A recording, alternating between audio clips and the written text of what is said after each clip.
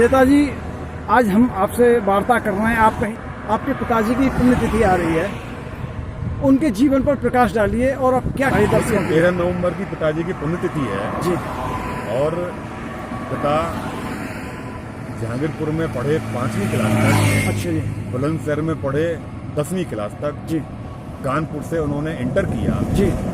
BA किया उन्होंने आगरा से जी।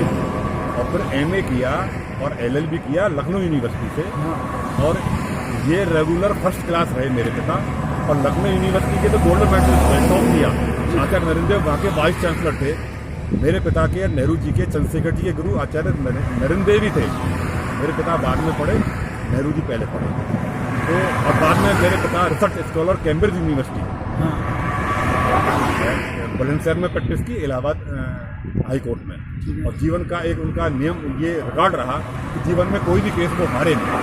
राम जेठमलानी को भी उन्होंने, जब चंद्रशेखर जी प्रधानमंत्री थे, राम जेठमलानी जैसे विश्वविख्यात अधिवक्ता को भी उन्होंने डाउन किया दुराग्रह और सत्याग्रह के चैप्टर में, क्योंकि राम जेठमलानी सिर्फ वकालत जानते थे और मेरे पिता तो वकालत तो जानते ही थे, उसके अलावा भी जो जीवन के जितने भी जीवन दर्शन हैं वो सब जानते थे। इसलिए मैं अपने पिता को सर्वोपरि।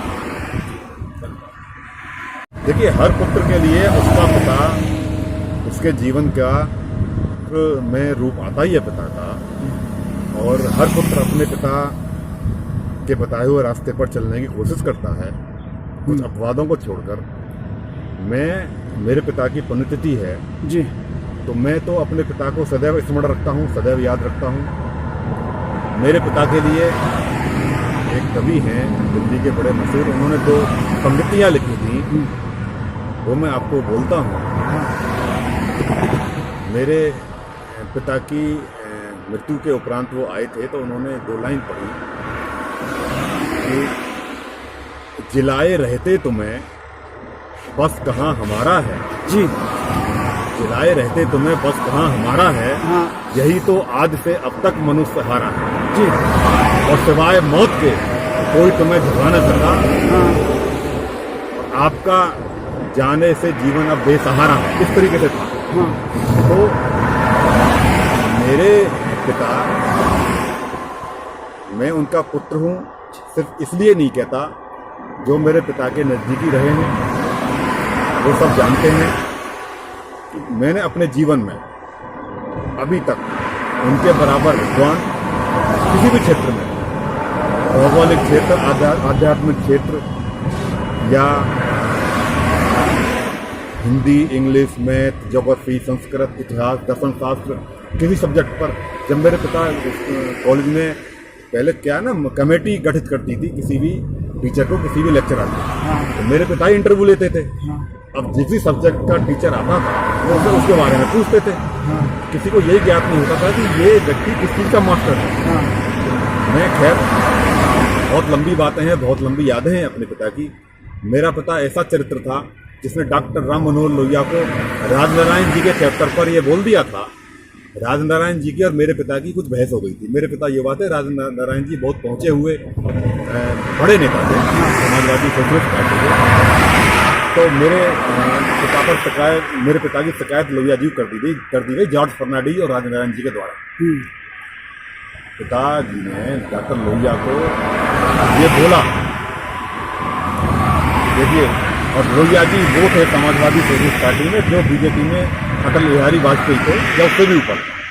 मेरे पिता ने ये शेर, बहुत लंबी बातें हुई, लास्ट में ये शेर पिता ने लिखा लोहिया जी के लिए, तुम्हें चाहूँ और तुम्हारे चाहने वालों को भी चाहूँ, तुम्हें चाहूँ और तुम्हारे चाहने वाले को भी चाहूँ, मेरा दिल फेर दो, ये रिश्ता मुझसे चल नहीं सकता। मतलब ये था, लोहिया जी आपको मैं चाहता हूँ। हाँ। आपके सिद्धांतों को मानता हूँ। हाँ। आप मेरे राजनीतिक गुरु हैं। हाँ। लेकिन इसका मतलब ये नहीं है कि मैं जॉर्ज को भी चाहूँ और राजनारायण को भी चाहूँ, इन लोगों को भी। अगर मेरी किसी चीज़ पर बहस होती है तो इस तरीके से मैं इनको नहीं फॉलो करता, तो सिर्फ आपको फॉलो करता हूँ।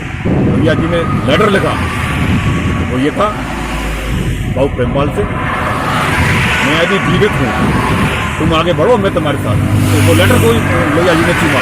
मतलब मेरे पिता के कंधे पर हाथ रख दिया उन्होंने। कहाँ राजनारायण, कहाँ जॉर्ज फर्नांडीज, जिसके राष्ट्रीय नेता।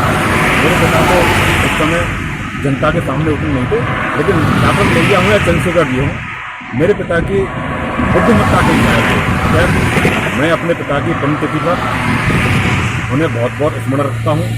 उनके बताए हुए रास्तों पर हम दोनों भाई और हम दोनों बहनें चलने की कोशिश करते हैं और प्रभु से ये विनती करते हैं कि हम अपने रास्ते से ना भटकें और अपने पिता के जो सिद्धांत उन्होंने जो उसूल जीवन में प्रतिपादित किए उनको पूरी तरीके से रूप में उस रास्ते पर चलते उन्हें पूरी करें। जी धन्यवाद।